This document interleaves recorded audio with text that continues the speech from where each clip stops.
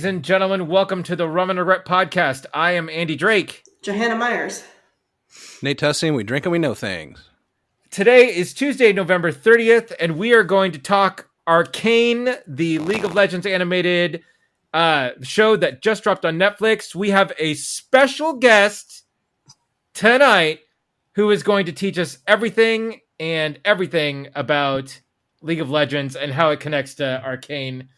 Hopefully we have enough time for this. I'm excited to dig in deep. Nate, why don't you introduce? Please welcome Steve Polivka, everybody, to the show. Hey. Welcome. Thank you. Glad to be here.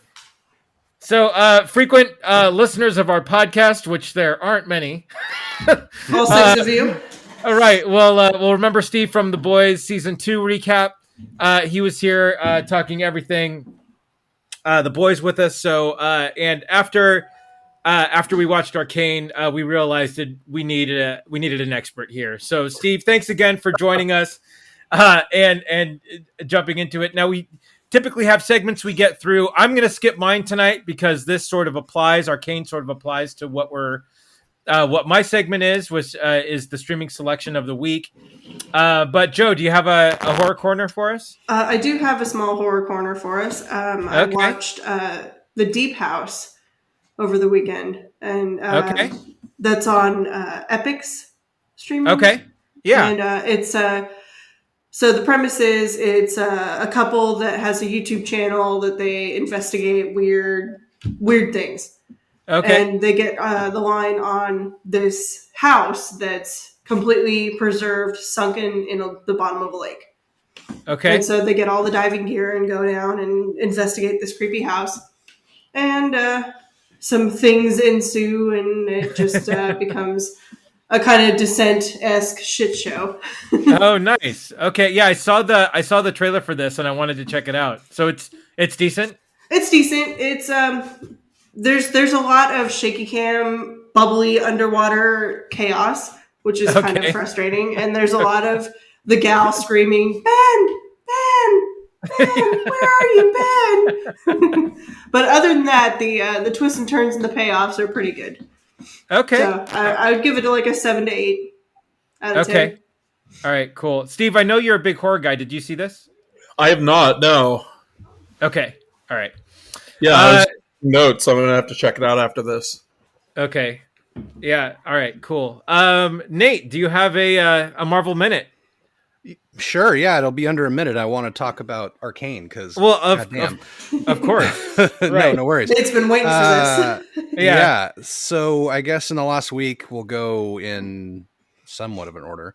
Hawkeye debuted last week. Okay. Yeah, we saw the first 2 episodes.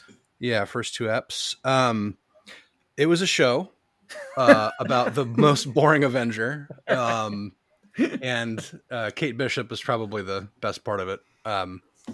Haley Steinfeld from a bunch of different things, Pitch Perfect, and what else? It's been in a lot and of the voice of Vi. of Jinx in Arcade. And Vi in Arcade. Yeah, Arcane. Yeah. Anyway, it's fun. I think it has a lot of room to grow. No spoilers at all, but there's a major villain that shows up at the end of the second episode that has ties to Kingpin and potentially Daredevil. So I'm hoping that proves itself. And I won't say anything more about that, but definitely watch it if you're into the Marvel stuff. It's a show.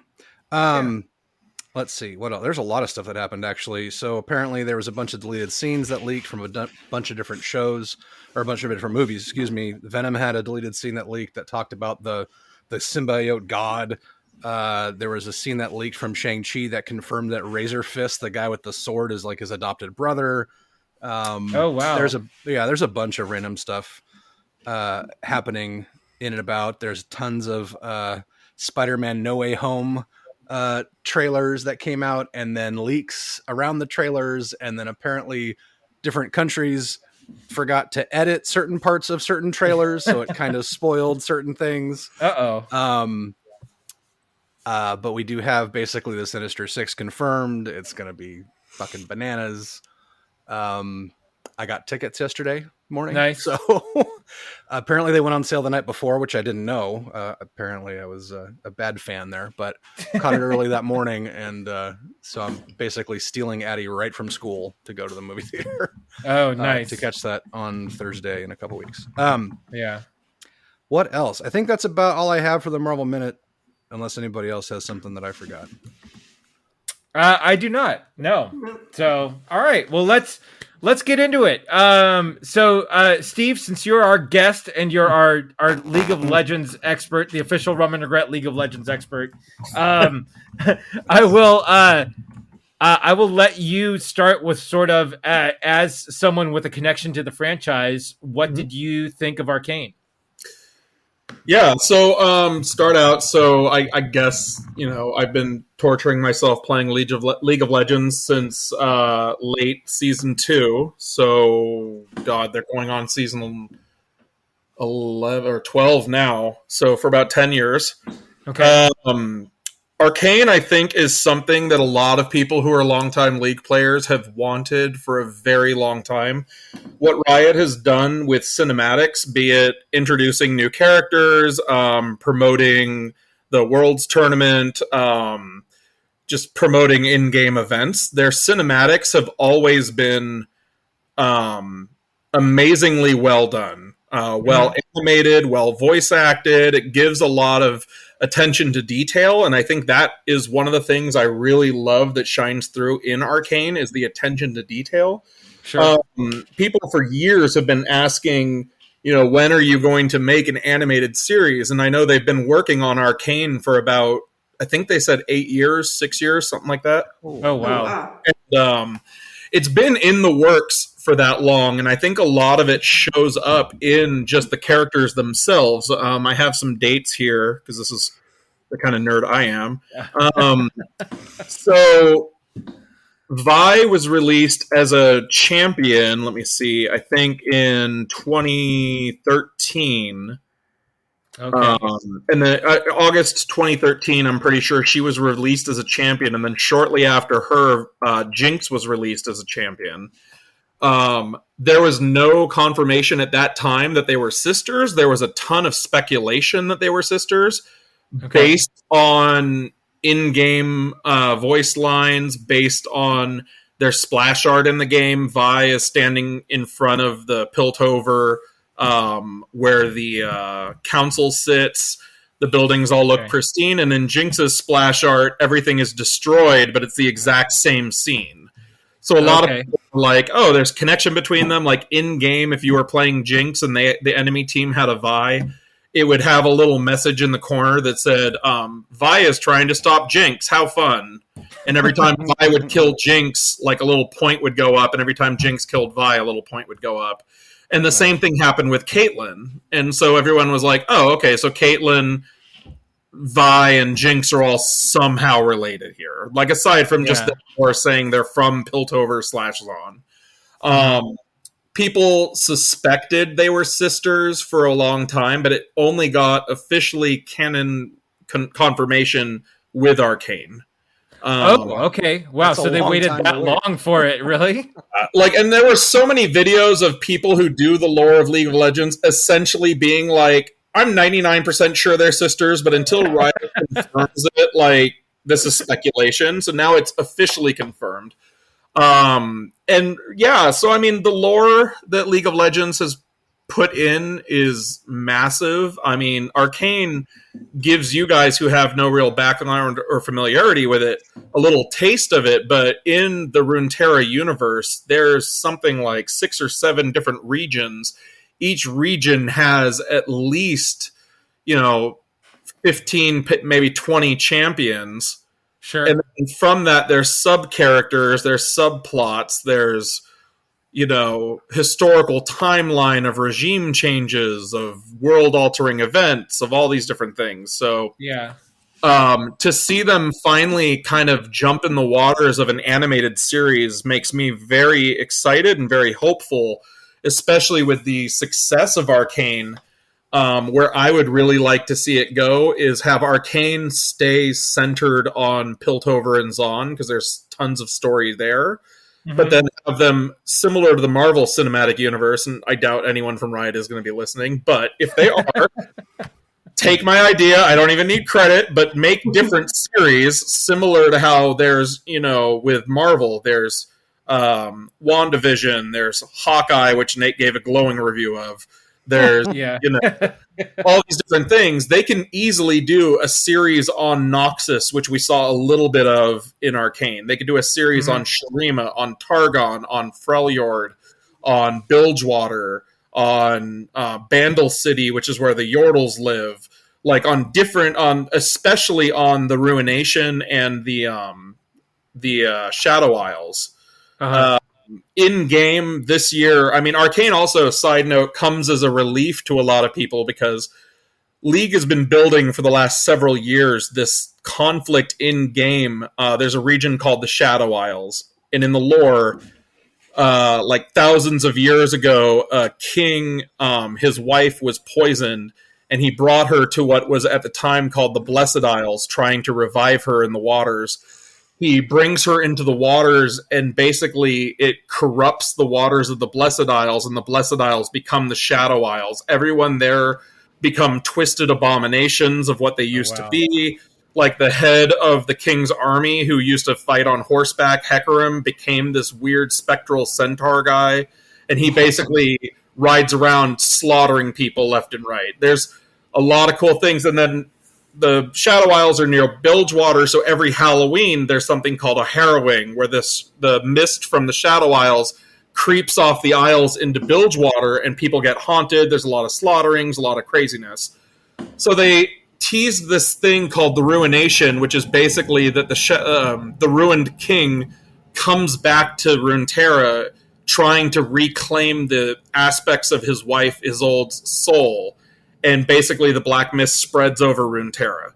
And so there was this whole event where there's this group called the Sentinels of Light. They're trying to fight back against the mist. I can talk about this for hours. I'll wrap it up. And basically it was this big world-ending cataclysmic event that was going to be played out in League with an animated client where you have like a visual story that's going on. And all different champions are involved, all different regions, and Riot completely fucked it up.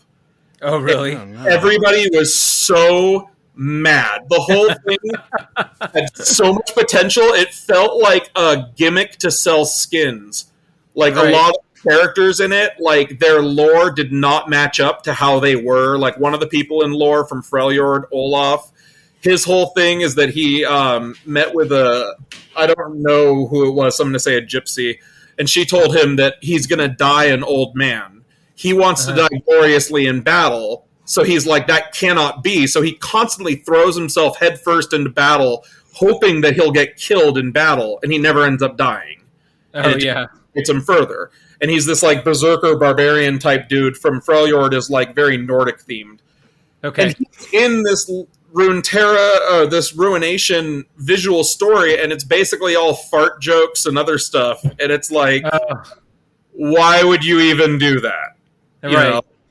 They ruined so many characters with it, and so many people like who've just been like myself talking about what great storytellers they were so disappointed in that when we were like, and now we're getting Arcane. I have high hopes. The trailers look good, but to be honest, I went into it like, please don't be like the fucking Ruination. Sure. Yeah. And after the first 3 episodes, I was like, okay, this is golden. They should fire whoever did the Ruination and then keep these people, because this is golden. So anyways. Yeah. All right. So short.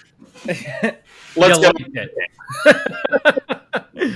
All right. Joe, what did you think of Arcane? I went into it, so I started watching. I think I made it through the first 2 episodes when I first started watching it, and it did not grab me at all. Yeah, it was like, oh, I'm sorry, Nate. Right. Yeah. But I sat down and watched it, and once I got through, I think it was episode 3. Whenever they skip forward to where they're older, and we get to meet Jinx. Like once Jinx was in the equation, I was like, I'm in. I'm Right. telling In you. Act 2 is when they introduce Jinx. Jinx The and, full-on Jinx, yeah. Victor were the two characters where I'm like, I love the both of you and would follow you to the ends of the earth. Oh no! Which, really, are you surprised? No, Right. not at The all. I psycho knew that Harley was what Quinn was going to girl happen. and like the skinny weird scientist guy. Yeah, Right. Yeah. That's so my wheelhouse. Yeah. But yeah, no, Right. I loved it. After like I'm waiting for the next season. The one thing the music was kind of a little hit or miss for me. Mm-hmm. Like I think the Imagine Dragons was a little ham-fisted and kind of pulled me out of the story a little bit. I didn't mind it until they actually showed up in episode. Like Yeah. that was the Yeah. weird. That was the weird part where it was just like, okay, like if they would have okayed like another song to be used during it instead of the theme song, then I would have been like, oh, that's kind of neat. They got in, they they canonized Imagine Dragons and League of Legends, Yeah. right? But no, I felt the same way. Like I didn't mind it as the theme song until it was actually put in an episode, and then I was just like, you just give him another song. Right. But like conversely, like I listened to the soundtrack on the way home from work today, and like the soundtrack's awesome on its own. That's really good. But like when it's like played over into the show, it's kind of just like it. I don't know. It's a little jarring for me. Right. It's like, okay, I'm into this steampunk magic world, and then all of a sudden I'm hearing like rap and pop and Imagine Dragons. It's like, ugh. Yeah. It's not going to stop you from listening to the Dune soundtrack, though, is it? You don't want to go there. She'll cut you. Right.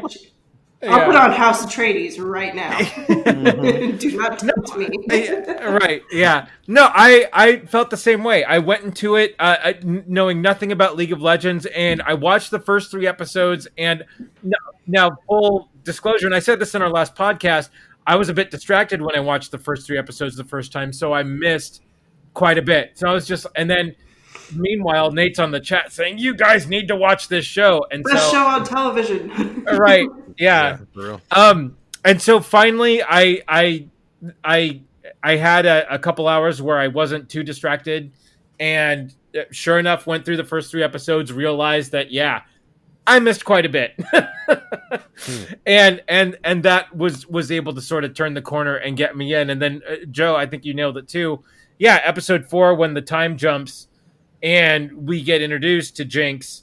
That was the sort of the big sell on, okay, I get it. I get where they're going with this now. And I totally agree. This is such a great show. All right, Nate, what do you got? Well, initially I thought we were going to go through this by acts, but if you want just like a general, I just wanted a general, but I mean you can drive if you want. No, that's okay. I'll just I'll do a general and then we can drive after that. I have a lot of questions here that I'm going to want to get answers from Steve for. Of course. All right. So I've watched the series basically 3 times now. It's been out for what, 2 weeks, 3 weeks? Hashtag get Nate hired. Yeah, fuck you. It's amazing. I can't really give it enough kudos, honestly. There's a few nitpicky things, like the Imagine Dragons in the actual show. They wrote that song for this show, by the way, so it wasn't like they just stole the song.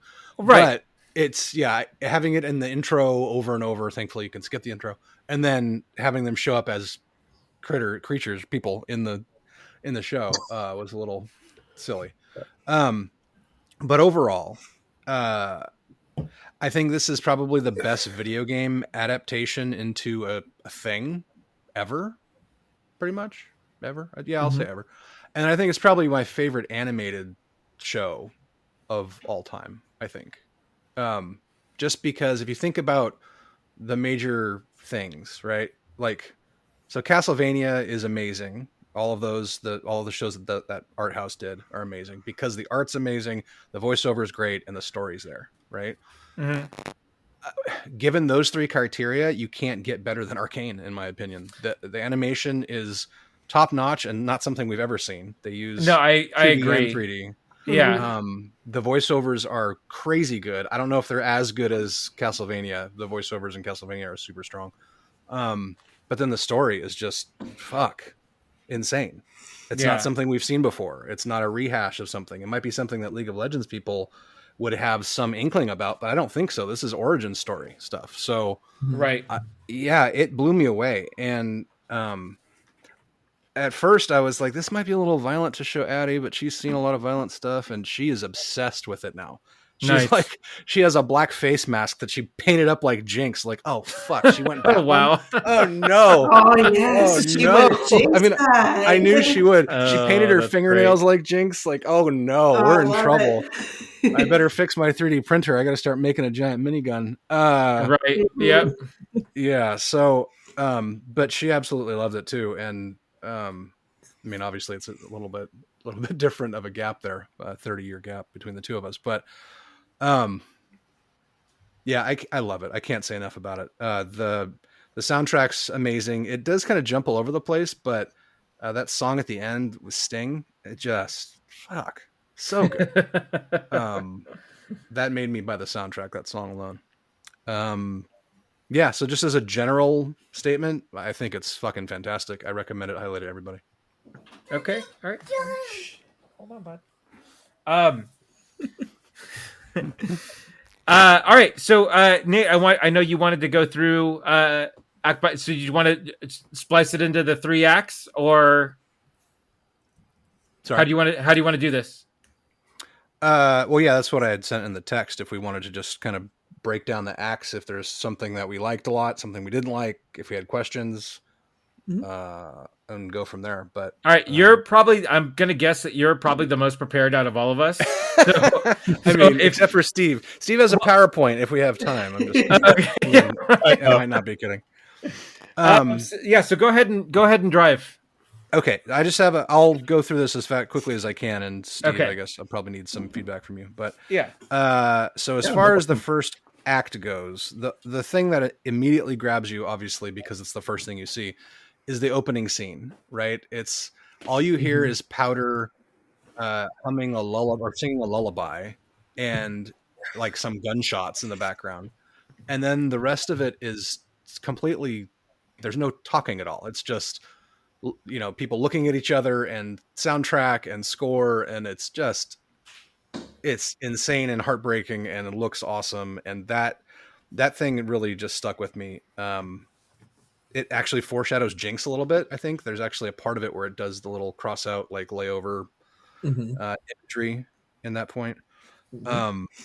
Just really kind of hits everything, starts it off on a positive note, and really watching it again, rewatching this first act makes the whole Jinx turn such a heartbreaker. It makes it even more weight. I'm wondering how long it is between that intro scene and then the heist that they cut to after that. It's got to be, 5 years or something, 4 years maybe. I would say give or take, yeah. Yeah. Okay. So one of the things I was kind of curious about in that first scene is Vander. This is when you get introduced to Vander. So was he like on their side? Did he kill their parents? It kind of it was a little kind of nebulous to me. Yeah, so the thing with that is that the first scene in the show is, and it's referenced later in Act 1, and then again in Act 3, is Vander and Silco were working together to try to earn independence for the Undercity to be Zon. And that opening scene with the enforcers cracking down hard on people is the aftermath of Vander and Silco trying to fight Piltover for independence. Basically, they tried to fight for independence, and Piltover said, like, you fucking what, mate? And sent down all the enforcers and just cracked skulls. The enforcers killed Vi and Powder's parents, and Vander was a well-respected person in the Undercity, as was Silco at the time, and so Vander took the orphans of that event under his wing, because I'm pretty sure Clagger and Milo as well were likely orphaned. They're new characters to Arcane, and I'm assuming that all of them were kind of orphans after that event, and I think Vander felt a level of responsibility towards them, because this was really started because he wanted to go fight Piltover, and it ended horribly for the people in the Undercity. And that's, I think, probably why he took them on. He's trying to make amends to, Yeah, and that's also why he and Grayson have an agreement, because Grayson was basically like, I'll stop sending enforcers down here if you keep the Undercity in check. Mm-hmm. Okay. And so that's why, like, in Last Drop, when the folks from Bilgewater are trying to swindle Huck, and he walks up and he's like, never threaten the guy who pours the drinks, everyone in the bar has Vander's back because Vander runs the Undercity. Okay. Nice. Okay. Do you know where the crystals came from? Yes, I do. Any idea? Is there a history of that? Yeah, please. There is, and I find it absolutely fascinating, actually. So, Hex Crystals in the lore are actually, I have them in my PowerPoint here. Let me pull this up. If you look at your handout on page 12. Page 96 of my PowerPoint. Right, exactly. In the lore, there's this race that's in Shurima, which is, Shurima's very much a race that is based on, I will say, like Egypt, the Middle East area. A lot of the champions from there, like specifically Renekton and Knossos, look like Anubis and whoever the crocodile Egyptian god is. They have a whole thing where their people become ascended to being gods. It's very like Egyptian type theme area. But there's a race there called the Brackern, and they're basically large crystalline scorpions. And the Brackern are an ancient race and basically scuttled under the sands and are all in hibernation. And they have a hive mind type of society where they all of them are connected by memory, and they have what are called Bracken crystals, which are on their body. And so in the lore, the Madara clan, which is Mel, they go and dig up a couple of these hibernating scorpions and basically crack off and rip off parts of they're called name crystals, and basically bring them back to Piltover because they're like, oh, hey, these are magical. We can do stuff with them. And one of the champions in League of Legends, there's a story on Universe involving him, Skarner. He's the only Brackern that we know by name. The story is called Dream Song, and it's basically him waking up from hibernation because he hears the screams and cries of his kin who were stolen by what he calls the soft skins, who took it back to Piltover to use to power machinery. And so basically then goes after them to try to recollect these. And where it's cool in the show is in Jace's apartment, when Jinx drops the crystal and it's bouncing along the ground. Right before it hits the wall, you hear this kind of high-pitched screeching, and that's the Brackern screaming, because the crystal is their soul and their memories. Oh, wow. When it breaks and blows up, that's them basically losing like generations worth of memories and everything. Oh my god, so all the Hex tech is just... Pretty much, yeah. It's a little brutal if you think about it too much. You're like, oh no. You're like, Via's punching people with crystal scorpion hands. Okay. With the souls of dozens of generations of sentient beings. Of ancient crystal scorpions, you know. For a minute there, I thought it was going to be crystal scorpion poop. Just for a minute.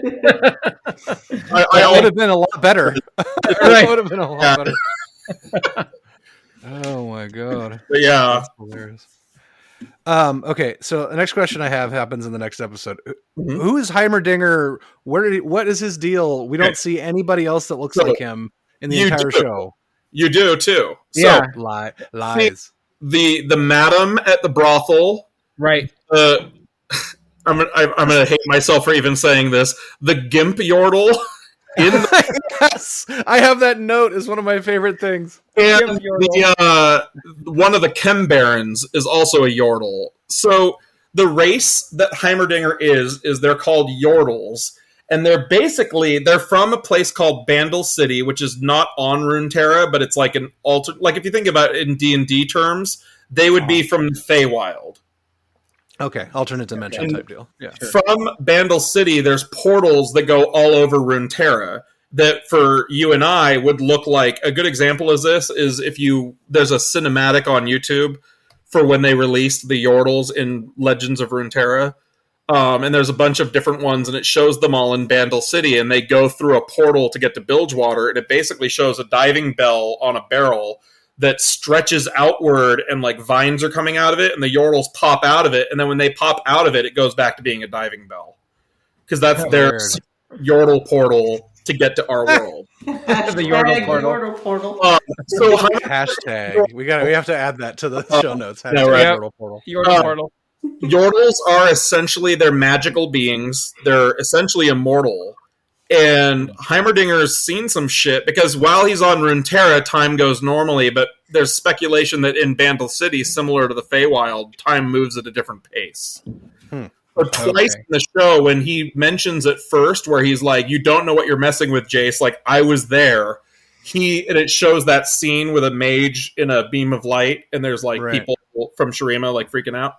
Yeah. He's referencing the Rune Wars, which is something from the lore that happened like hundreds of years ago when mages almost tore apart Runeterra.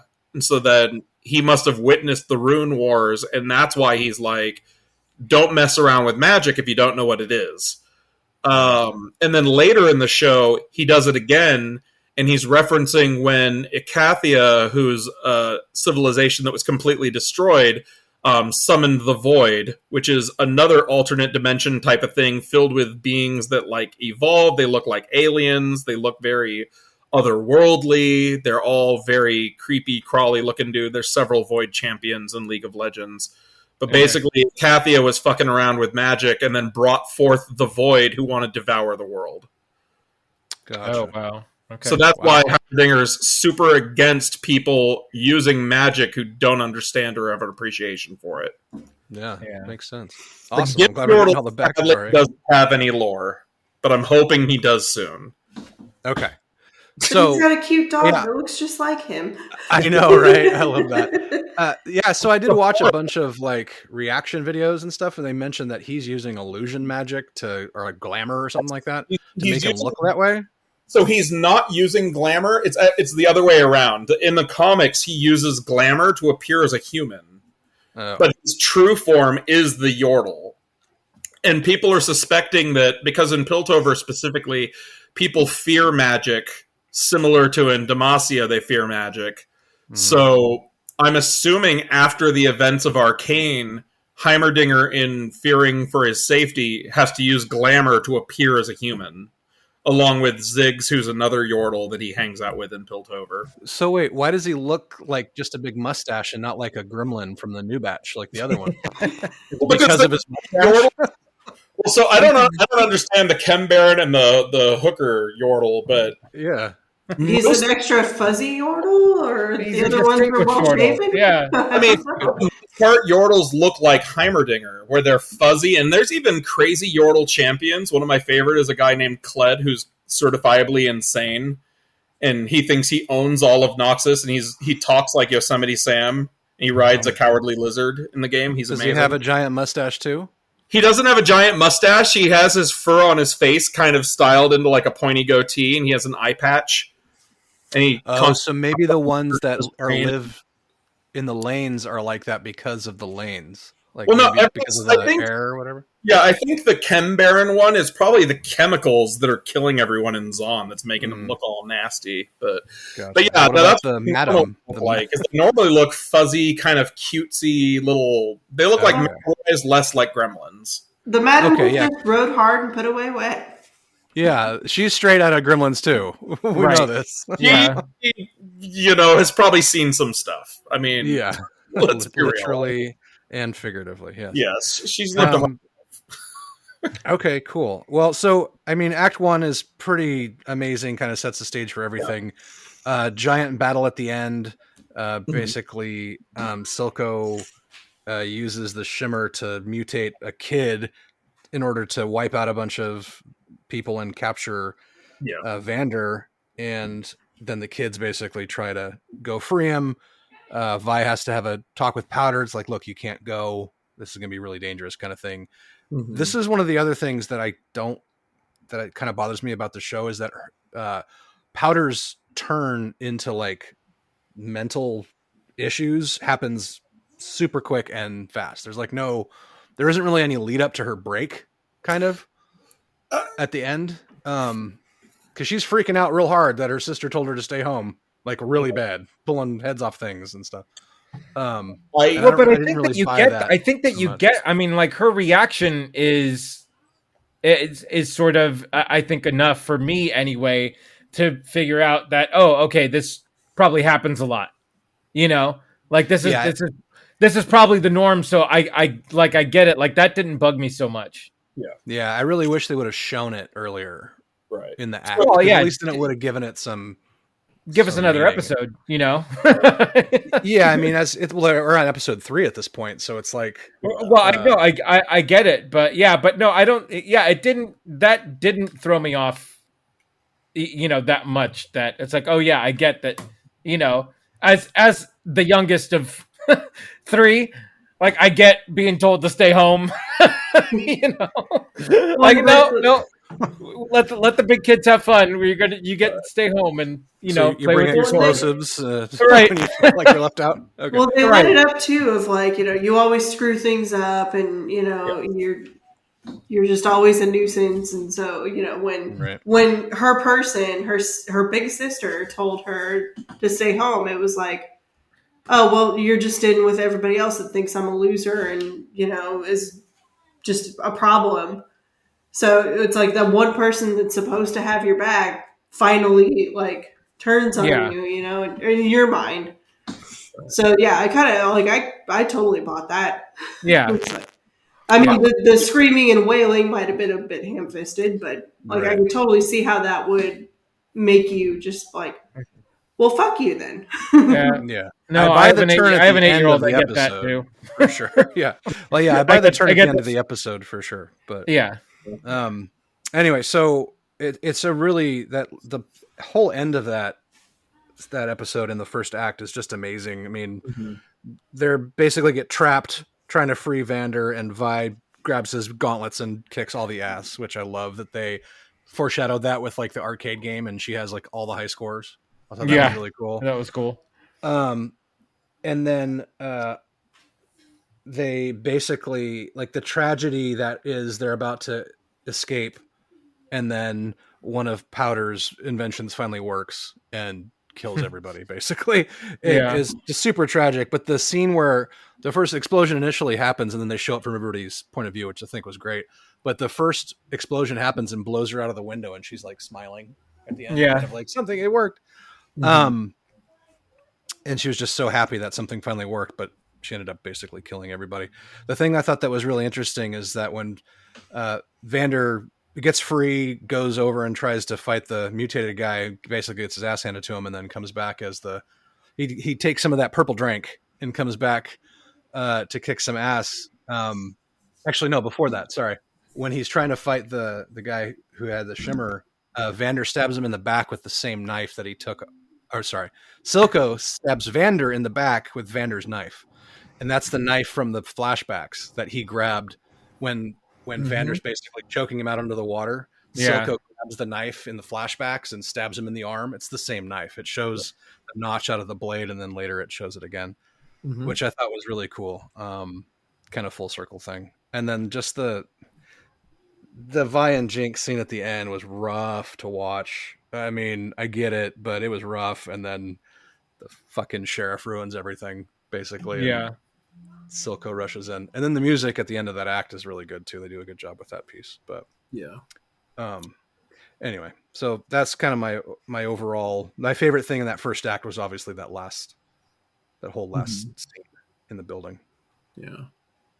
So there's a lot of Easter eggs in season 1, or in act 1 rather, that for those who are familiar with the background or those who are familiar with the story, like, are amazing, and they will potentially foreshadow season 2. So one that I'm excited about, which you wouldn't have any bearing for this if you don't play League, but in the very first episode when they're testing Shimmer and they pick up the cat and they put it in the thing with the rat and they're poor kitty. Yeah. The rat, I am 99% sure, is going to be Twitch, who is a champion in League of Legends, who is a mutated rat that lives in the sewers of Zon. Nice. And when I saw that, I was like, oh shit, they're teasing Twitch. And Twitch even has purple eyes. And I was like, I always wondered, why the hell does he have purple eyes? And then I was like, well, shit, they just teased Twitch. Like, that's amazing. Oh, wow. That's funny. I love that.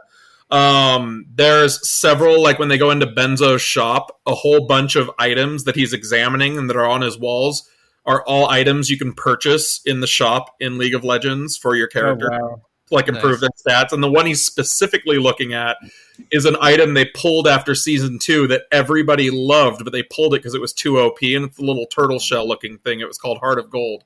And he's examining it, and that was a nice callback to long-term League players to see that in there. Oh, wow. And then one of the things that, Nate, I'm glad you mentioned the knife that Silco stabs Vander with, because Vander, this is, in my mind, confirmed, is coming back in Season 2 as Warwick. Warwick is a League of Legends character who his bio on League of Legends is basically, it says Warwick does not remember who he was. All he remembers is the pain.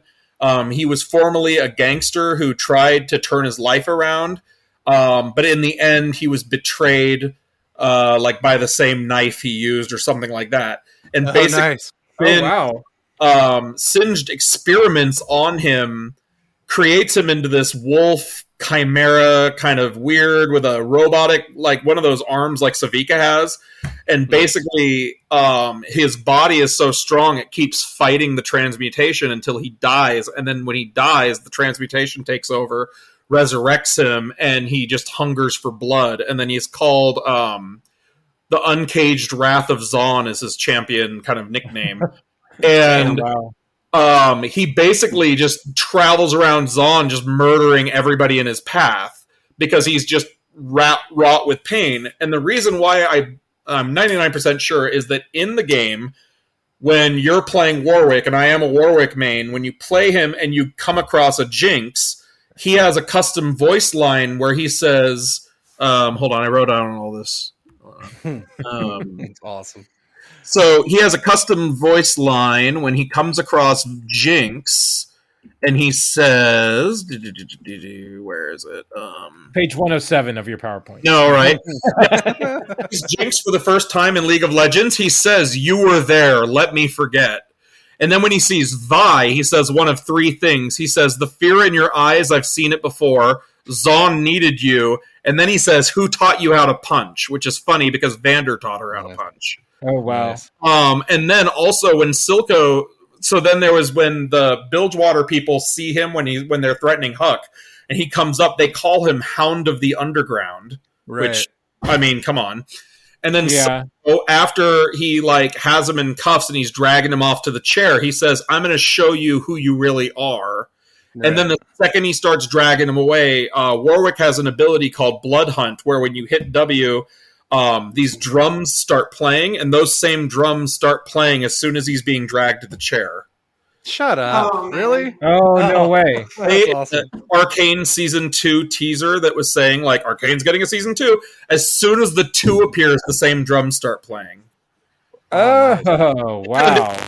And the very final scene when it's doing, like, a montage of, like, here's Savika looking at Silco's chair. It shows Singed, and he's looking at a locket of his daughter, and hanging in the foreground is a partially transmuted Vander, and you can see the Warwick claw in the front left side of the screen.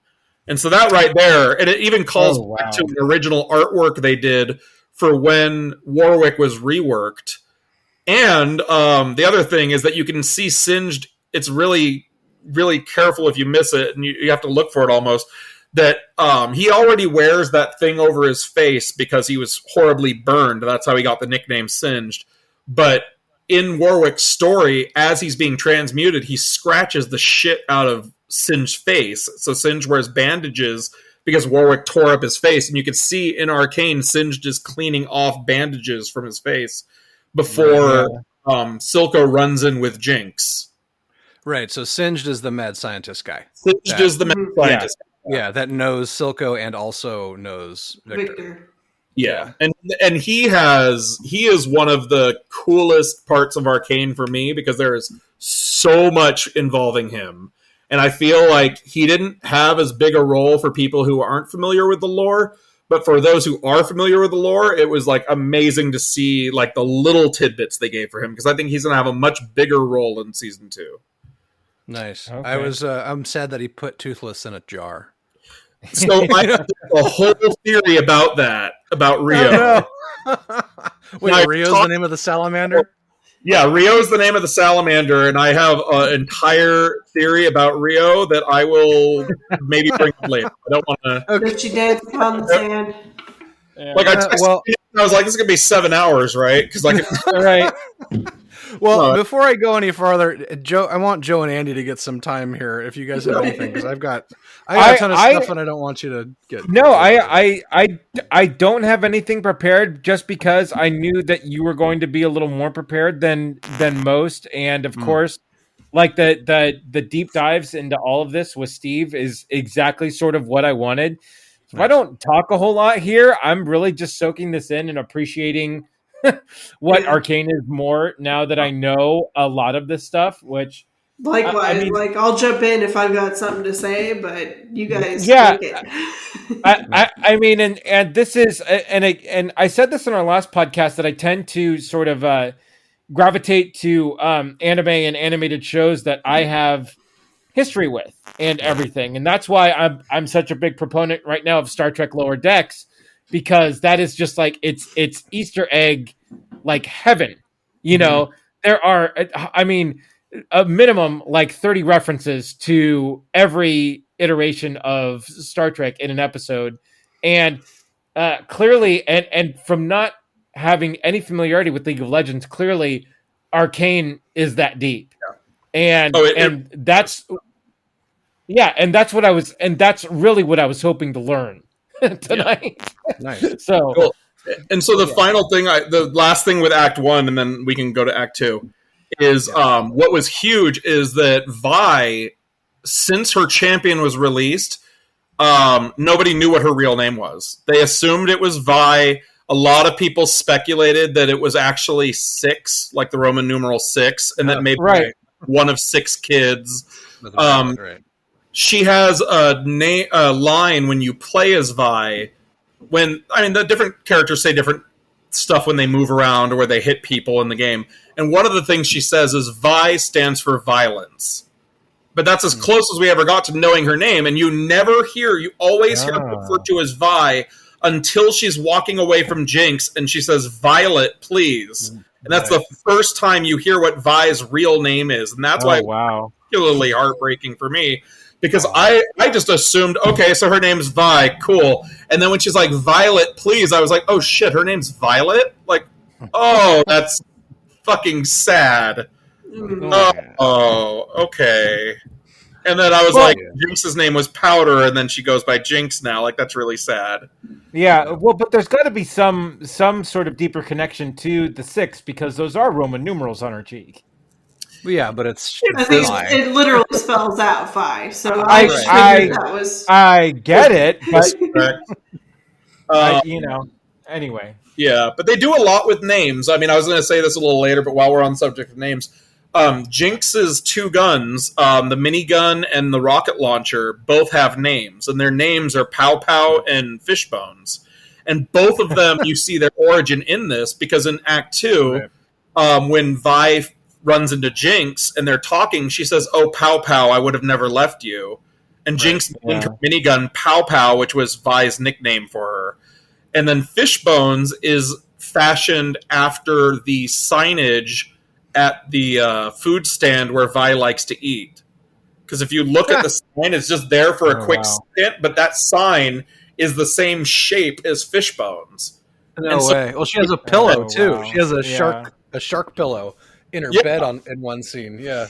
Well, that's why I'm like, it would make sense that similar to how she paints her nails blue and pink alternating, and she has blue hair, Vi has pink hair, she named her guns after her sister. Right. You know, so even though she's this crazed kind of Jinx, she still has a lot of ties where she cares about her sister. So I thought that was kind of cool. Oh, wow. So Yeah, anyway. for sure. Cool. No worries. I'm not sure how late you guys want to go, but I know we started late. But let's see. So Act 2, there's a pretty decent time jump there. I'm not sure if we're talking like 5 years or 10 years or what. I'm pretty sure they're all young adults at this point. Yeah, I'm just trying to think how long it would have taken them to build the Hexgate commute lane, because that's obviously the best way to commute to work. For sure, yeah. Right. So yeah, at least 5-7 years, something like that, probably. It's their progress day, right? Everyone's getting ready to celebrate their holiday, and you've got airships coming into dock, and there's the, all the underworld kind of like, do you have a permit for this? Here's your money, kind of thing. Silco's trying to get his shipment of shimmer into town, and then they get attacked by the Firelights, which is the first time we see them shredding on their hoverboards, which is dope as hell. Mm-hmm. Yeah. And then you obviously get introduced to Jinx with the downstairs. I love the aesthetic of the baddies going down the stairs or down the ladder, and then the hatch closes, and you've got like the glow in the dark crazy monkey face, and then the swing in the background swings up, it says boom. Like, it's just, yeah, I dig it a lot. Yeah. So it's Haley Seinfeld, Seinfried, whatever her name is. Steinfeld? Does Vi, but what's the name of the other girl? Is it Ellie Purnell? Yes. Yeah, she's actually, last thing we saw her in was Army of the Dead. She's one of the... That's right. One of the peeps there. She obviously, I mean, you could tell by listening to her voice, she channeled Harley Quinn like crazy, but she confirmed it in a couple different interviews. That's really where she was pulling a lot of it from. Yeah.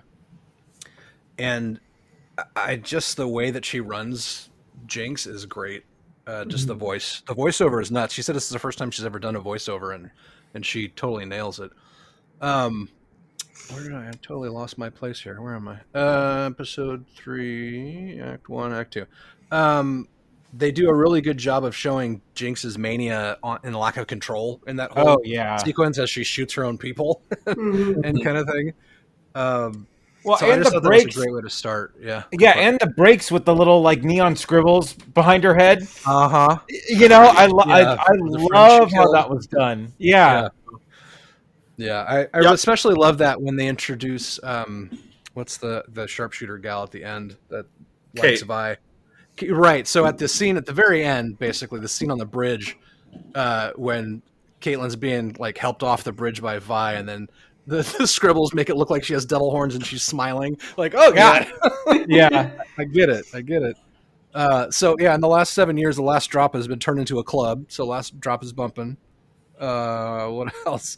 You have Jinx's hideout, which is epic. That's like a giant fan, but she's got the dolls of her dead friends with literally the bloody goggles from her dead friend on the doll. Like, ooh.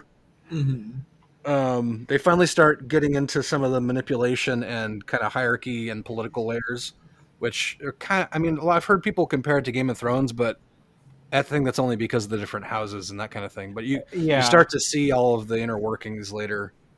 In Act 2 and Act 3. And then I like how the counselor that she gave the toy to in Act 1, he's still working on the same child's toy.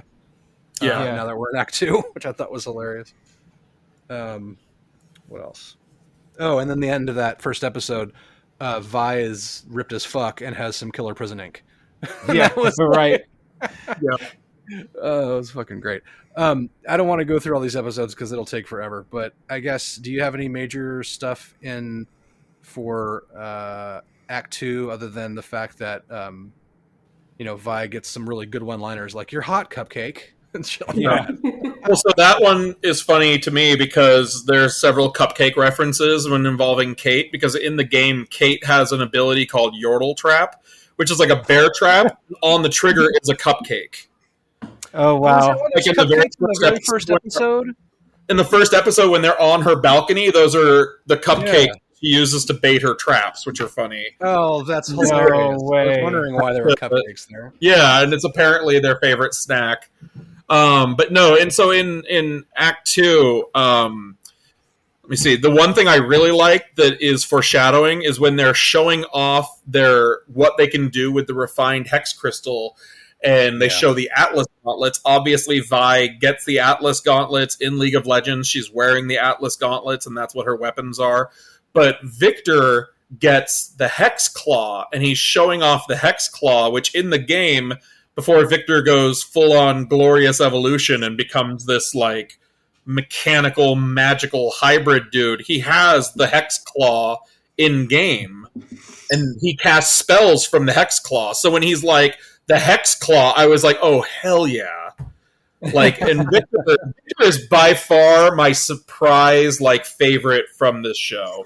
In the game, I was like, like, Victor's okay, whatever. But in the show, I was like, oh, man, I love Victor. He was so well written.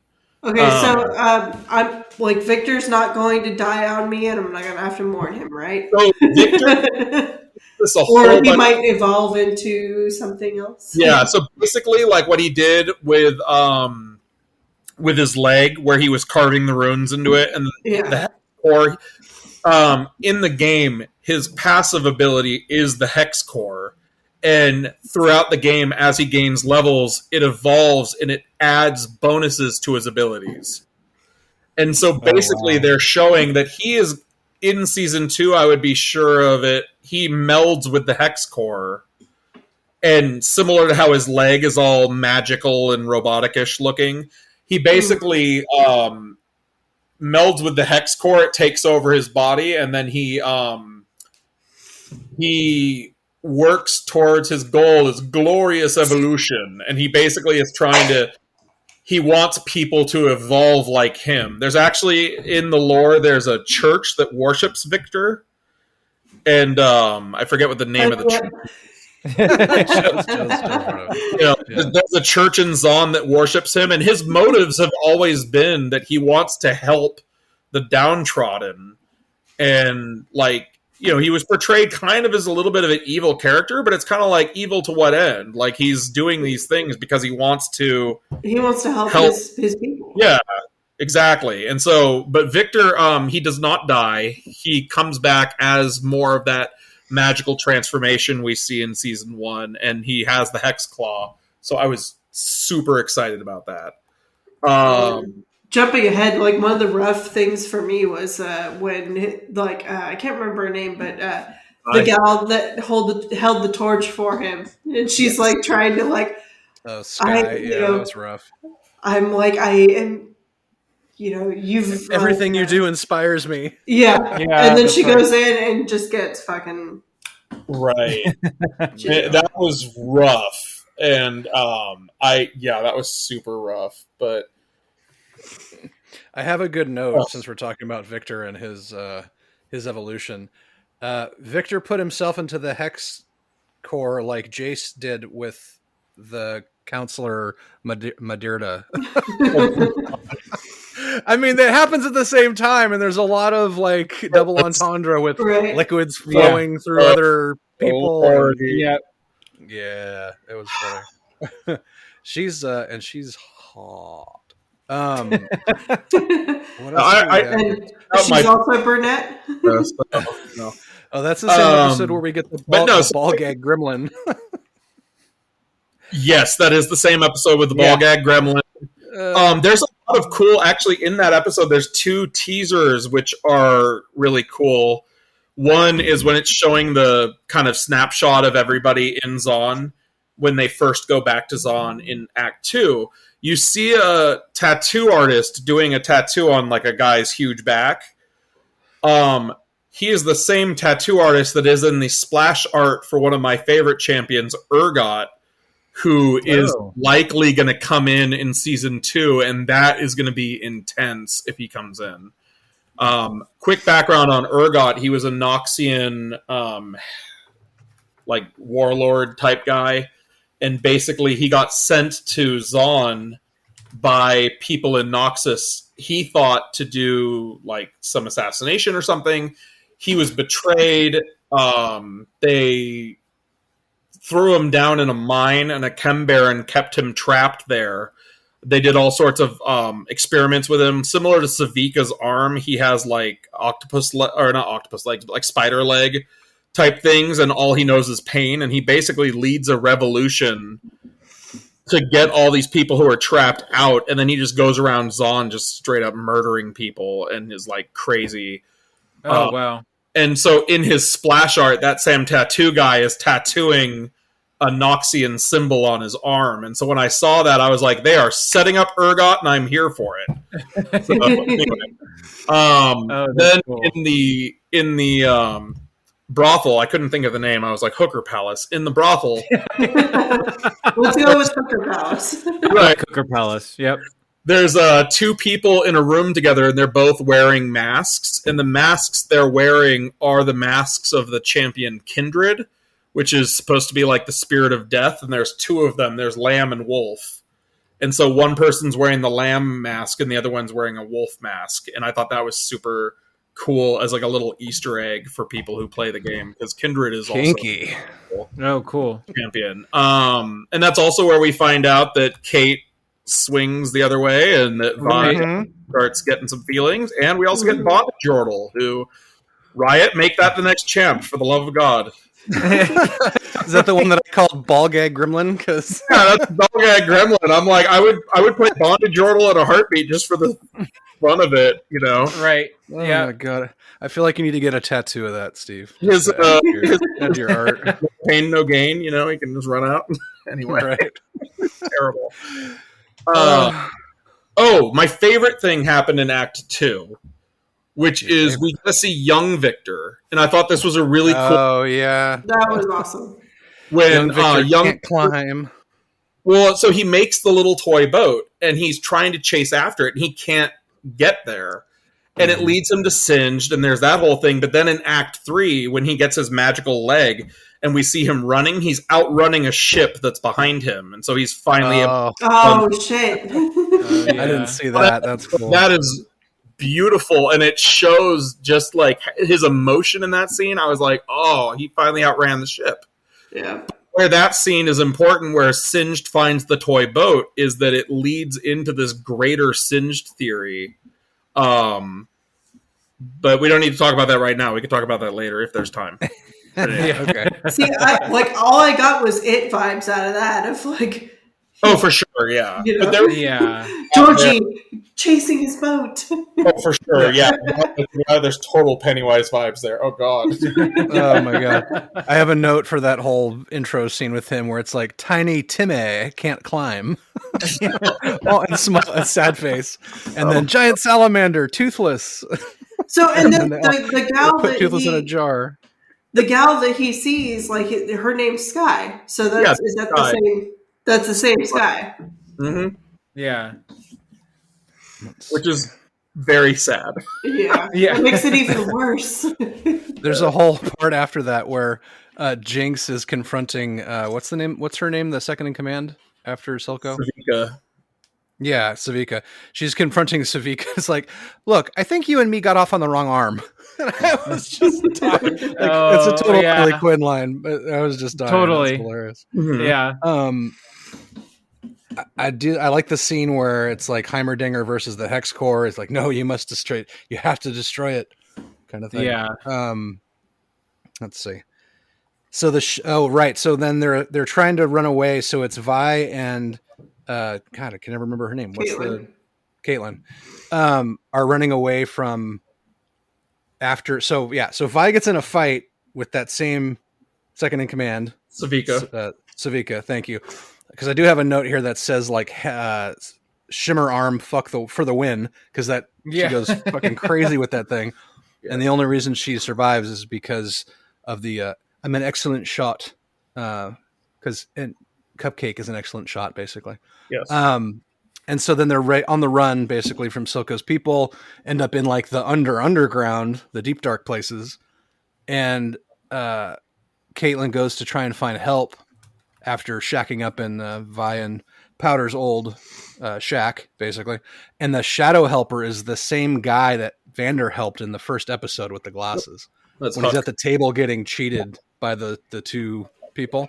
That's who crazy. that was. Okay. Yeah. Like I knew it was Got somebody, it. but I was like, okay, I can't remember. Yeah, that was a really cool callback, and then obviously gets betrayed by the same guy. Yeah. Gets betrayed in the same episode when Jace betrays Heimerdinger, and they retire him. That was so incredibly sad. I was like, you guys did not need to animate Heimerdinger's eyes that way. Like, I know, right? Yeah. After a freaking Malguai getting kicked off the Bougie Council, like, what the fuck? I was so mad. Yeah. Why do you do this to me? Seriously. Then there's the scene shortly after that where Jinx still has the flare that Vi gave her all the way forever ago and lights it off. Dramatic music and 360 spin of the camera. Yeah. And then light this off and I will find you. Yeah, and then the flare dies out after forever. It's the best flare in the history of the world. And then they finally see each other again. And I like how Powder's first words are, or Jinx, her first words are you real? Like after they meet up, which was perfect. And then the Firelights come and basically shit on their thing. When you get a pretty cool like team up back to back deal, but then Vi just sees how fucked up she is all throughout the fight. Yeah. And then there's a really cool kind of Firelight intro after that, which is like the gorillas. Or is that in the next? No, that's the beginning of Act 3. That is the beginning of Act 3. Okay. Yeah. I did have this wrong. The way that they end these acts, they're super strong. Like the music is great. The way they're not really cliffhangers. Some of them are between the episodes, like people hitting the floor and that kind of stuff. But they do a good job of hooking you to get into the next episode. Yeah, they really do a good job just segmenting this story anyway in those settings. But yeah, but building between the sort of those three episodes, you know, I thought that was. I was going to comment that was really well done as well. Because I watched the first 3 episodes and then I waited for the final 6 just so I could run through the rest. But no, it did play out, you know, sort of in that way that after the 6th episode, I'm like, oh man, you know, it's so great. And then, yeah, it was just well done all around. Let's see. There was something in here I had a question about. Oh, what's with all the crow imagery with Jinx? So that's where a lot of people in the community are torn. So there's a few things. So one is there's Swain, who is the current kind of ruler of Noxus. Although his thing is that he has a corrupted arm, which is corrupted by a Darkin, which is they're a race of like kind of demon things. And Rom is the demon that corrupts Swain's arm, and he uses a lot of ravens in his stuff, and he spies on people through using ravens. So a lot of people thought, oh, that's Swain keeping an eye on what's going on, because in-game, Swain has a voice line when he sees Jinx, and he sees Jinx and he says, their faces fading in the flames, it was all her fault. And nobody knew what that was referencing until we saw Arcane, and we're like, oh, okay, makes sense. The other thing that I'm really hopeful for is my all-time favorite champion is Fiddlesticks, which, Joe, if you like horror, holy shit. Look up the YouTube video League of Legends Terror and Demacia. It's a really short clip introducing the Fiddlesticks rework. Holy fuck, that thing is terrifying. They took Fiddlesticks from a character who is basically like a weird scarecrow that uses crows and like dances like the scarecrow from Wizard of Oz, and turned it into a fucking nightmare. Holy thing. It's disjointed. It has a raspy ass voice, and it doesn't talk like I'm talking to you. It repeats phrases other people have said before it kills them and takes their soul. So when you oh wow, extended Predator. So when you play as Fiddlesticks and you're walking down lane to go fight people, it'll say like, "It's there behind the rose." Like, its voice sounds like grinding metal. and you're like, what the He fuck? And walks behind the rose. yeah, Oh, it's wow. like basically it looks like a scarecrow that is pulled together by various pieces of farm equipment. It's fucking terrifying. But anyways, Fiddlesticks uses crows all the time, and Fiddlesticks, when he sees Jinx in game, starts screaming, all your fault, all your fault, all your fault. So I was hoping they were teasing Fiddlesticks, because, oh my god, that thing would be fucking amazing. But anyways, some people just think that crows are a symbol of change and of rebirth, and that's why they were there. But I'm holding out hope that my boy Fiddle's in this, and then I can have everyone else be as equally terrified of him as I am. You'll have to send us a link in the chat. And then what I love too is that Fiddlesticks has a skin called Surprise Party Fiddlesticks, and they basically made him a comedic Pennywise. Oh no! And it's my God, I'm so Oh, wow. he has all new voice lines. It's like, I'll send you a link. It's the funniest shit I've ever seen in my life, and I love playing. Anyway, moving on. Don't really have a place right now. To be long story short. Yeah, no worries. Yeah, I don't really have any other specific notes. I mean, there's so much that happens in the very last episode, but the episode before that, when you're basically you get a bunch of really good fights, but before that, you get introduced to actually who the Firelights are, and oh shit, it's Echo, and who is Little Man, the little shopkeeper's adopted son, who I think he basically adopted just like Vander did with the other kids. And the intro reminds me a lot of the Gorillas, their original video, kind of back in the day. Oh, totally. Yeah. And I just love the aesthetic. And then I love the Lost Boys tree that they have. Yeah. with everybody on their hoverboards, and it really kind of reminded me of Hook, like when you first see their spot with the Lost Boys. There's a lot of back and forth. Oh, there's a scene where Jace is doing like some kind of forging, and he's got his shirt off and he's pulling stuff down. Addie's like, Jace is freaking ripped. Like, no, Jesus. Okay, there we go. He's blacksmith, so I mean, yeah, exactly. That's exactly what I said. I was like, well, he's a blacksmith. That's what happens. Right. Yeah. There's a bunch of really cheesy lines. Try not to lose your nuts. You know, yeah, that kind of thing. My eyes. I was like, I'm all for cheesy lines, but come on. I was like, oh my god. There's a really awesome fight between Echo and Jinx.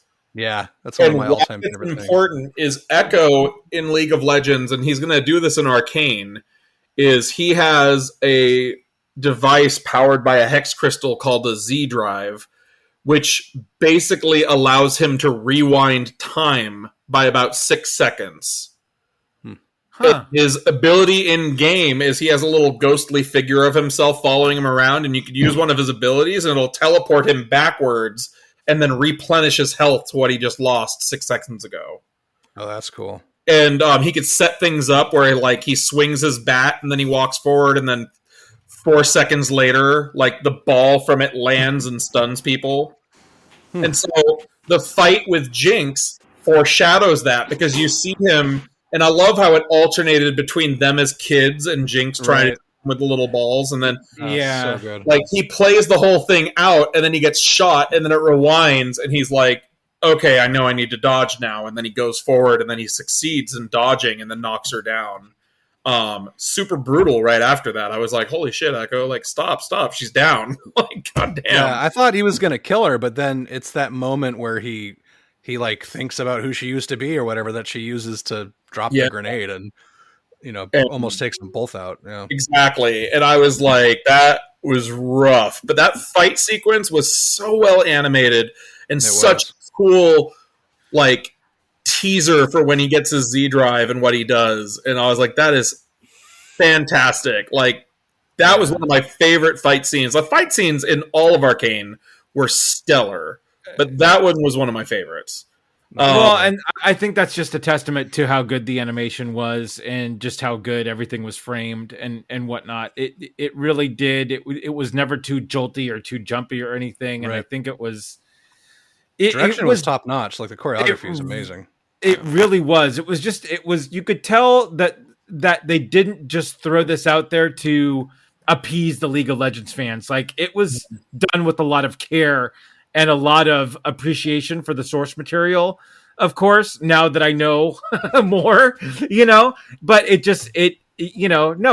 seems that just a lot of love and a lot of care went into making this, and really, and not just fighting for the sake of fighting, but telling a story through some of the fights, and that was, that's one of the things that I really like. Like, none of the fights seemed, forced or just there for action value, Right.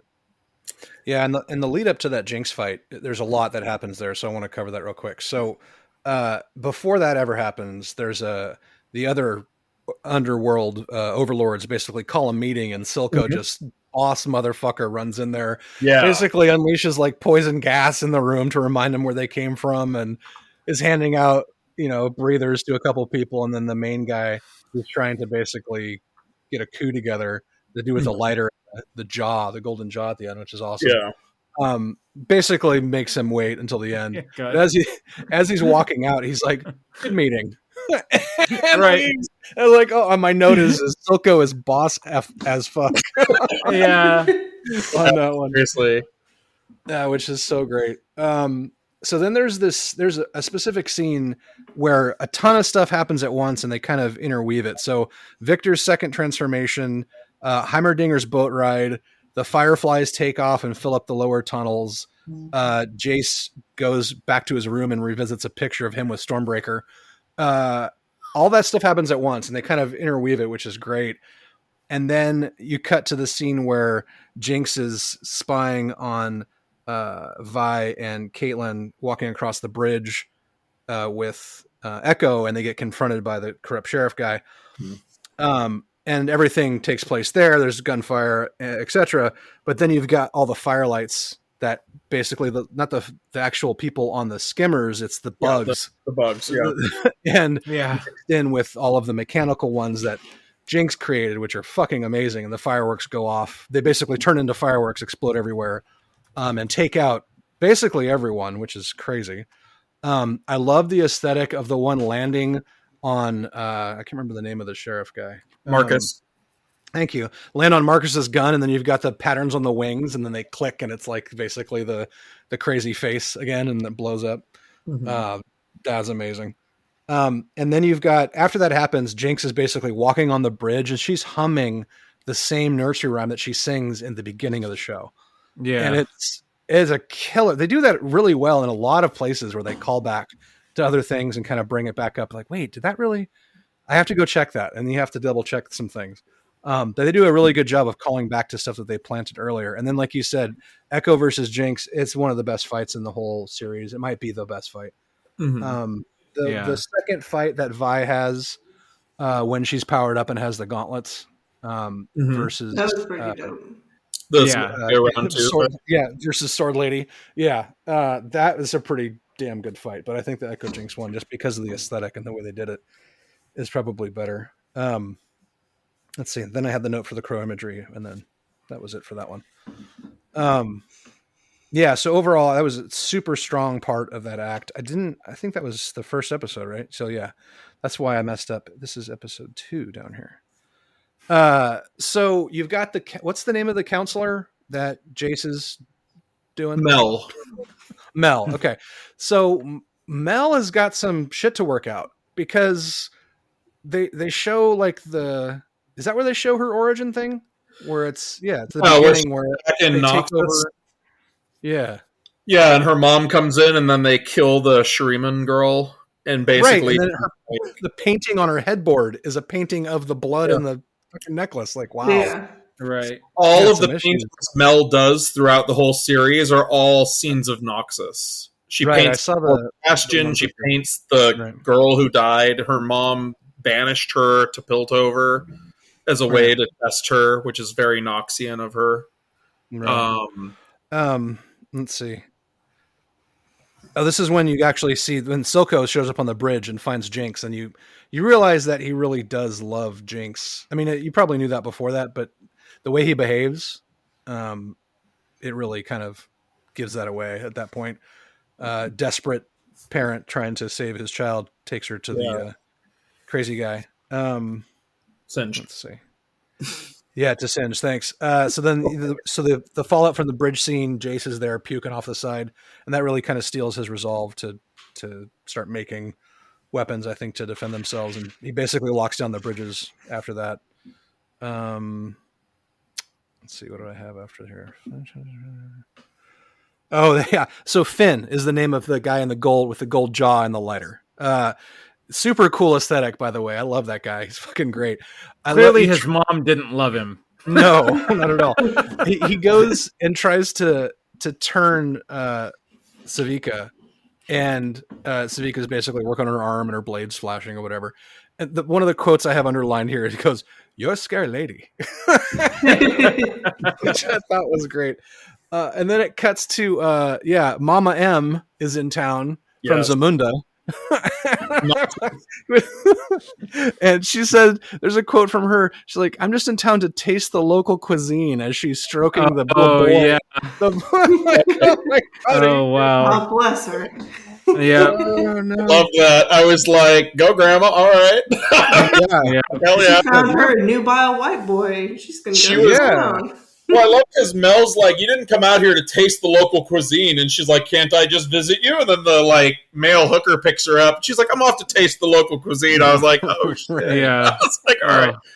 She's got no skill. Yeah, All right. and then there's a scene there's a scene later after Heimerdinger meets Echo and they're having the same day kind of thing where there's a whole scene where Heimerdinger is walking the lanes and watch it furball and just getting no love.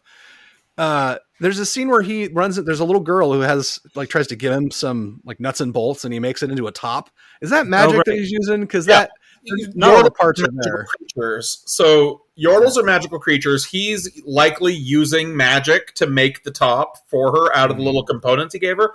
And also in game, Heimerdinger's champion, his abilities are basically he summons little turrets that he just makes, and he throws grenades, and he shoots rockets and stuff like that. So it's magic, and it's nice, very true to his character. Oh, right, that's cool. So back to Mama M. They cut to a scene. Well, after that, there's a scene where Heimerdinger meets Echo, and they're having the same day, and there's a good scene between the two of them. That's probably how he gets the device eventually, right? Yeah, is they're working together. Then there's a scene where it's Mama M again in the steam bath. The royal vagine is clean, Your Highness. I was waiting for somebody to come up from under the water. Please do that. And she's stacked. She gets out of the water at one point. You're like, "Damn, girl, what do you got hiding under that water? I know you're a warrior." And shit. I mean, Jace is just like, "Oh, mom-in-law, Jesus." Right? Yeah. Mom-in-law. That's funny. Then there's a great scene after that where it's the council basically talking about what they should do, and they bring Vi in, and the council basically does nothing, sits on their thumbs, and talks about talking some more. So Jace and Vi are basically both equally disgusted, and she takes off, and it's raining outside, and you get the whole oil and water speech and quote, "It's never going to work out between you and me. Just forget about me," kind of thing. And this is where we cut to the scene where Victor's on the dock. And my note here is just, "Run, Victor, run." He's got magic legs now. Oh my god. Literally, he has magic legs. Let the boy run. Yeah, right. And then right after that, my next note is Victor tries to go full body and Ash's sky. Aww. Yeah. Then you cut scenes of Jace forging the hammer and teams up with Vi, and that raid. So that might be one of my favorite fights. The raid on the Shimmer Factory, where you get the suits that as soon as I saw them, I was like, Joe is going to be pissed. That's basically the big sister or little sister, whatever they're called. Yeah. Big Daddy. Yeah, Thank you. Except that they're really fast. Yeah, so those things are called turbo chem tanks. And it's an item in League of Legends where if you activate it, it makes you run fast towards another champion. Oh, wow. And so I saw that they added those, and I was like, that is rad as hell that they actually put in turbo chem tanks. Sweet. So that was funny because the first time I saw those guys, I'm like, Big Daddy ripoff.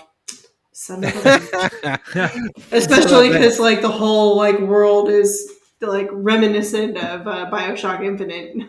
Yeah, it's very Damn steampunky. it. So yeah, the Jason Vi fight with showing off the Hex tech, which is great. I love all of the like extra things that the Hex tech was doing. I mean, the one Jace has, the hammer is pretty obvious, but all the little things that the Atlas gauntlets are doing, like flexing for extra damage or extending out to punch harder or that kind of thing. I just love the way that they showed that. It was a little subtle, even though it was like a crazy brawl.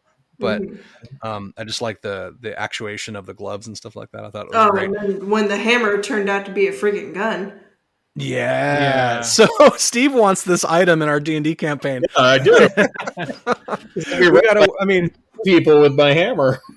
well, you're a forge cleric and I'm an artificer. So Yeah, I think if we work together, we could probably make this work. He's got to convince Jeff that it's not going to be OP, you know? Right. Well, we'll have to make it use like spell slots or something, like so there isn't unlimited. Yeah. I think we could probably figure that out. Sorry, we went a separate level of nerd, guys. We quickly went 50 levels deeper into the nerd. And then Jace is really getting like, yeah, fire, shoot, bam, bam, and then he kills a kid. It's a kid who is the kid that pulled the alarm at the beginning, and the kid falls real hard, and that's a crunchy fall.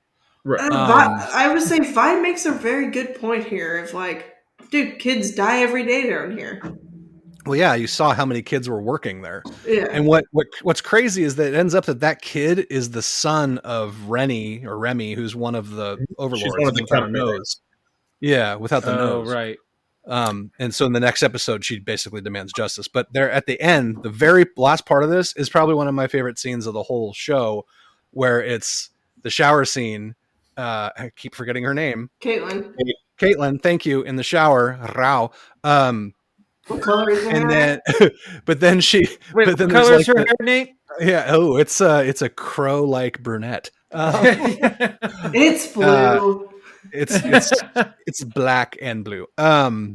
Anyway, so the whole scene there where she's basically drying off from the shower, the mist kind of clears, and then you see the crazy monkey design in the mirror, and then a purple eye in the background where Jinx had been there the whole time, or the pink eye, I guess. From that was intense.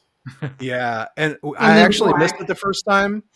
I had to rewatch it, and then when Addie was watching it, she missed it the first time too, and I had to rewind it for her. It's super quick.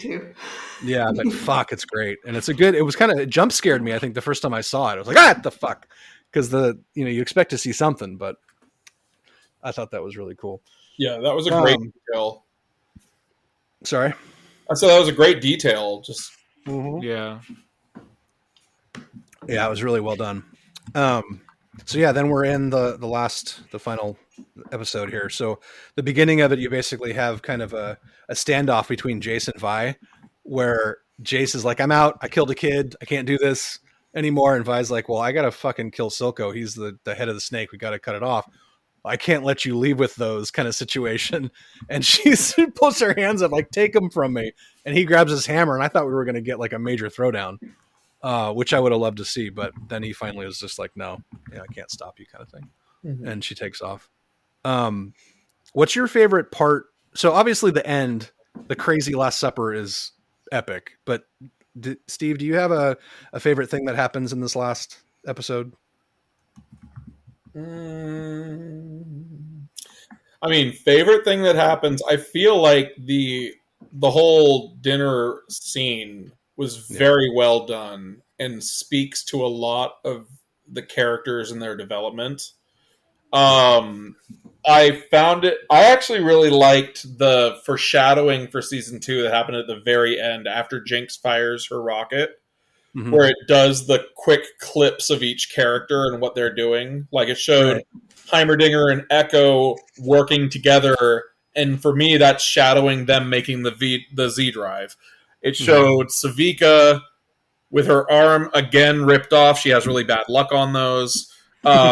Looking at Silco's empty chair, and I'm very confident. I think she's going to take over the last drop in season 2.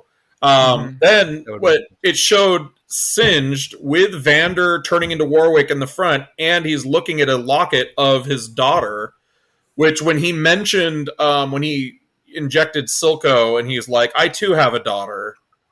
Right. Everybody was like, what? Singed has a daughter? Like, what the fuck? And a very brief, I'm not going to get too into it because I've done that a lot. There's a lot of speculation that his daughter is another champion, Oriana, who Oriana is basically entirely made out of clockwork except for her heart. And her story, in a nutshell, is she was human. She and her dad lived in Piltover. She wanted to go to Zon to help people who were victims of like a poison explosion thing. She kept going down to help them, and then she gave her respirator to a kid, contracted the poison, and her body started failing. All her organs and everything. Her dad, who was a clockmaker, socially awkward, she's very bubbly, outgoing, invested all of his time and effort into replacing her lungs with clockwork lungs, replacing her body with a clockwork body. Eventually, they went to Zon, and she got fully replaced. That's the outline of her story. He had the name, her dad. We never know Singed's name, but we know that Singed worked with Heimerdinger in Piltover and moved to Zon. We also know now from Arcane, Singed was fascinated with Victor's mechanical clockwork boat. Right. Yeah. Oh, yeah. And the locket looks like human Oriana. And this is the final thing in my conspiracy theory red yarn everywhere. Whenever anyone plays Oriana, everybody in chat, because you're chatting while also getting flamed while also fighting other people, you have to do shorthand, so everybody calls her Ori. Ori is an anagram for Rio. And Rio is absurd. He was like, I have to do whatever I can to get Rio. The mutation must survive. No matter what Shimmer does, I mean, Shimmer is a drug, but we saw Shimmer bring Jinx back to life, and we saw Shimmer bring Vi back to life. Right. And so Shimmer fix does Victor. have medicinal property. Yeah, Victor. Right. So I do feel like he is going to be Oriana's dad, and basically his descent into this, I'm going to experiment on everyone and everything, is him trying to figure out a way to bring her back. Right. That makes sense. So that was a huge thing for me where I was like, holy... Anyway, so that was my favorite part. And then my least favorite part was when episode 9 episode 9 ended, and they were like, yeah, by the way, we're not coming back for 2 years. That was my least favorite part. Did they say that? I mean, they're working on it now, and they're speculating season 2 will be out in 2022. Okay, that's next year. We're in 2021. We are. I can't do that. That's okay. I was wondering about that because when they did the announcement, they said it was already in production, so we don't know how long it's been in production. What I watched here, so sorry, you're breaking up. Say again. Oh, I said according to IMDb, it's coming out next year. Yes, that's awesome. I'm really hopeful for that. There's a really great, I'll send you guys the link, like an 8 or 9 minute making of video where they go behind the scenes at Riot and they're talking about it. And the guys they put in charge of this are 2 employees that have been with Riot forever. And so that's cool. Yeah, so they're the executive producers / you know, it's, when it says made for TV by, that's those 2 guys. Which is just awesome. I forgot they have a location in San Francisco near the ballpark. Nice. Hashtag get Nate hired. Trust me, I looked on their website to see if there was anything there that made sense. As soon as I finished watching the show the first time. So just a quick recap of what happens in the last episode. So you got the Jace versus Vi. Rennie demands justice for her son's death, and so basically you're going to get her going after Jace at some point in the next season. Apparently she has an experimental version of those suits we saw. That's supposed to be like super badass. So maybe we get that full on her versus Jace and his Hex Tech evolution in the next one. So Finn, the guy with the lighter in the jaw, tries to stage a coup and gets double crossed and cleaved in half, which I thought was cool. His head gets sliced in half basically, which I thought was dope. Victor tries to destroy the hex core and can't. It basically short circuits him and he funk. Which I thought was fun. There's a lot of really good quotes in this series, but one of the ones that I have here is what is it? In the pursuit to do great, we failed to do good. That was one that That was Victor awesome. came up with that I thought was really good. There's also one earlier in this one that Heimerdinger says something about, like, it's not Heimerdinger, it's actually Singe, I think, maybe, where it's like love and something are what we sacrifice for progress. There we go. Love and legacy are the sacrifices we make for progress, which is fucking dope. There's some really good profound shit.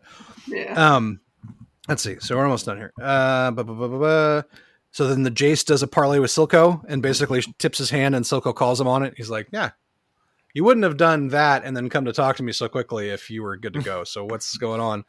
But basically that's the beginnings of a peace, and they might get their own nation of Zon.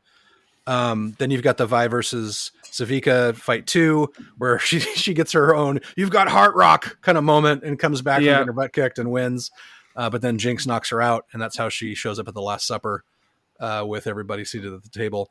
I love the beginning of that, where Jinx is like, I met your friend and made her a snack, and brings out like the covered platter, and everyone's expecting it to be a head or something like that. And she pulls the top off. She's like, I'm not crazy. Yeah, right, exactly. That's so good. But that whole scene was fucking just brilliantly done. She's got 2 seats, one for Jinx, one for Powder.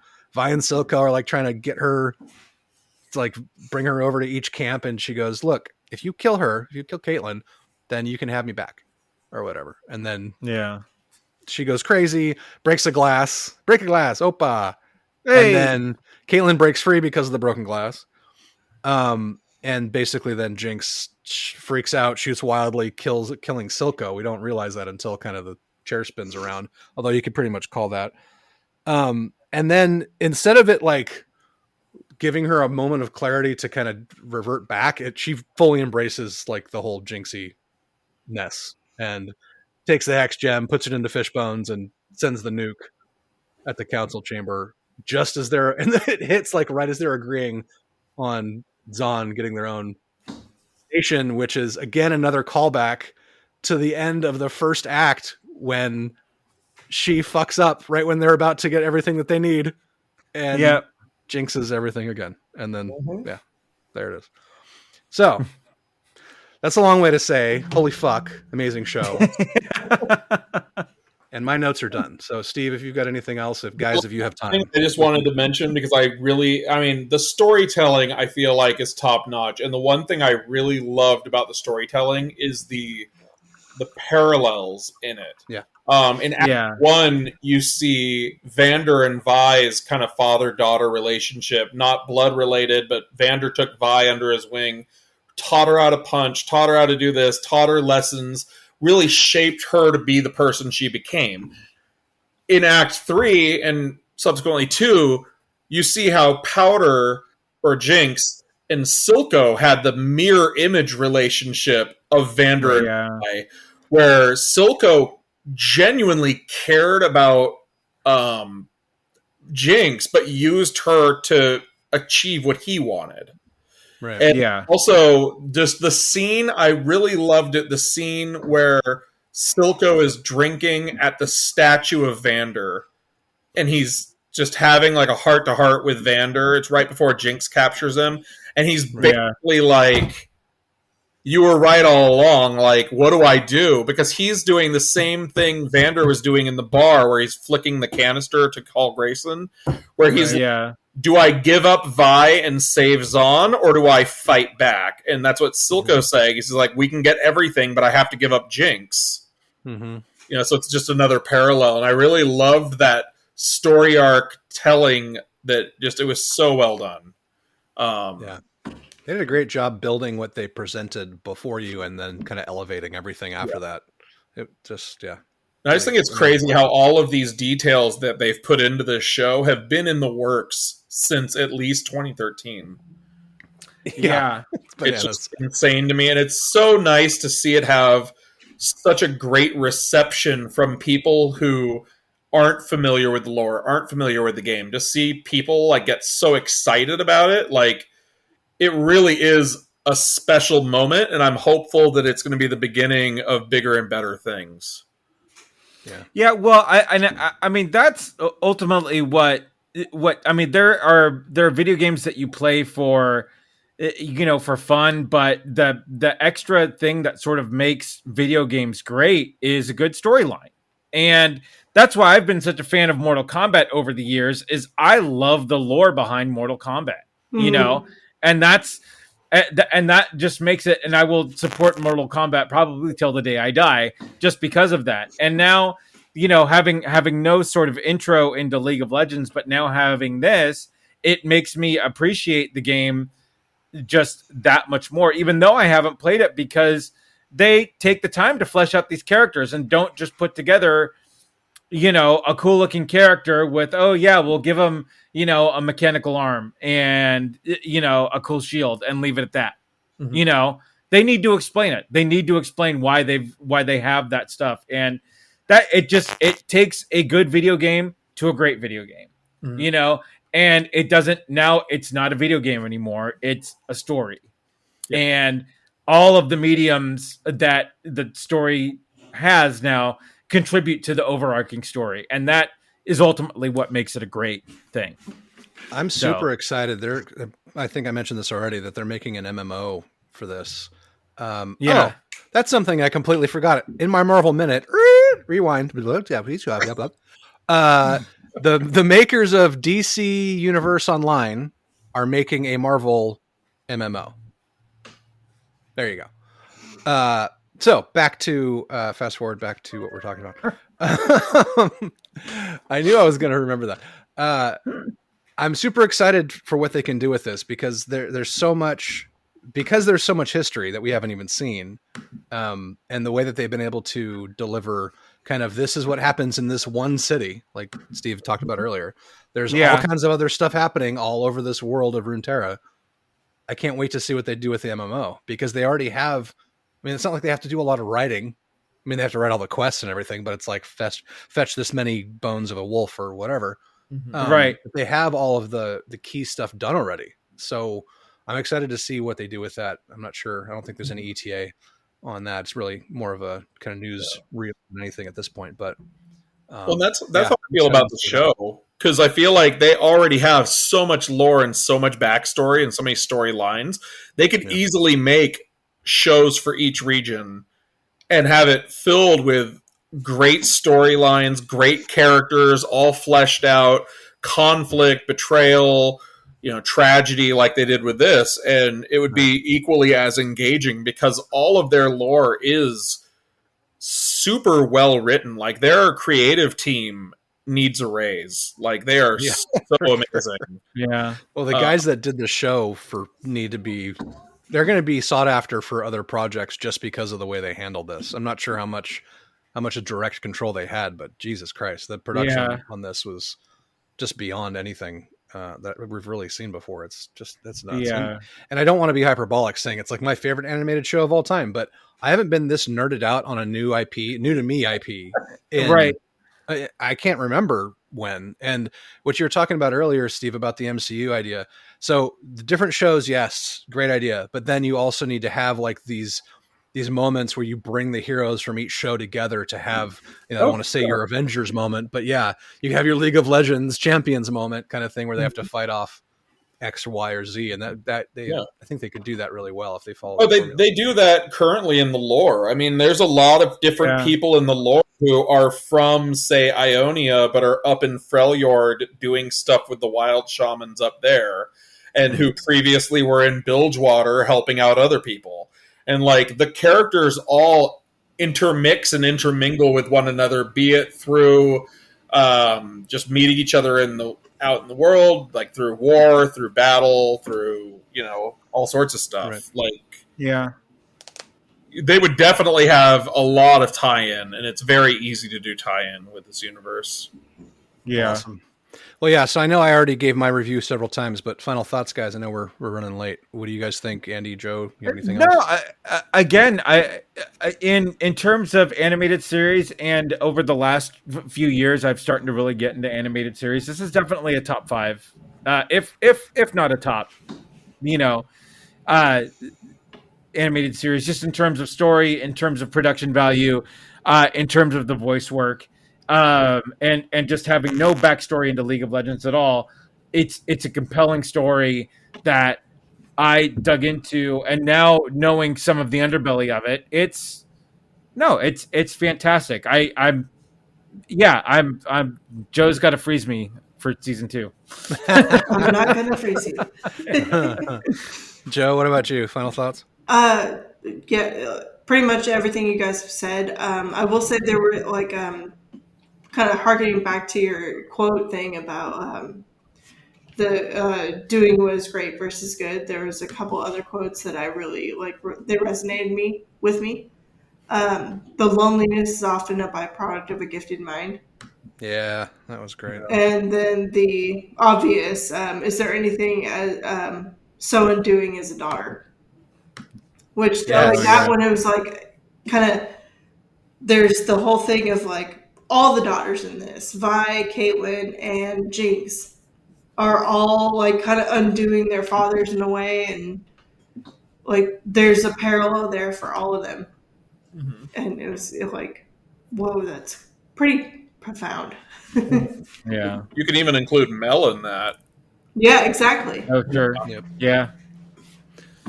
But yeah, don't forget that the best quote of all is, "You're sweet like a cupcake." That's why she. Right. Yeah, but you're hot, Cupcake. I love the back and forth between those two is great. Where especially when Vi's just giving her shit, it's like, I'm not going to stop calling you that because you're sweet. Like a cupcake. That's fucking great.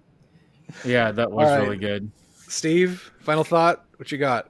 Oh, I think I've made my thoughts abundantly clear. I've been waiting for something like this for so many years, and just as somebody who's wanted this forever, the payout was indescribable, and I'm so excited for what they have coming. Oh, I'm so glad you got a good payout. Yeah. So yeah. Some of our nerd leadings didn't get such good payouts. So well, especially with video games, like this is one of the best video game adaptations ever in any medium. I don't think you can really argue with that. I'm wondering if my feelings when I watched the first season of Game of Thrones was kind of similar to what you're feeling now, because I wanted those books to be made into a show for so long, and then I don't think I had to wait as long as you did though. And it's obviously a different thing, but I feel well, I'm glad you got the good reception you were looking for. For sure. Yeah, I'm definitely stoked. So yeah. Well, Steve, man, I can't thank you enough for coming on here and educating us in the back lore of League of Legends, and taking the time to sort of really prepare and seriously bringing us into this world, man. Thank you so much for hanging out with us tonight. I love that we now have. Yeah, I love that we now have an official League of Legends person, expert, the Rum and Regret official Rum and Regret League of Legends expert, Steve Polivka. That's a long title. We'll have to put that on your business card. Right. Yeah. All right. So, what did you guys think of what did you guys think of Arcane? Let us know in the comments. You can find us on Facebook at the Rum and Regret Podcast. You can find us on Twitter at rum_regret, on Instagram at the Rum and Regret. Joe, where can they find you? At Joe Chickadee on the socials or joechickadee.com. Nate, where can they find you? Sure. Avid Gamer, AV1D Gamer on all the socials and your gaming platforms of choice. Yeah. Steve, are you socially active? I am. I'm on Facebook, Steve Polivka, and then you can find me at your local tavern getting sloshed. Ooh, what's your handle on League if you want people? Yeah, that'd be a good way to find me. If you need a hard-struck gold jungler, my handle on League is We Are Stevo. Nice. And that's also my Steam tag, my Bethesda tag. It's just We Are Stevo will get you to me. Nice. And I'm a duo with anyone on League. Okay. I am Crazy Drake on Facebook and Andrew Drake on Twitter. And until the next time, we have spoken.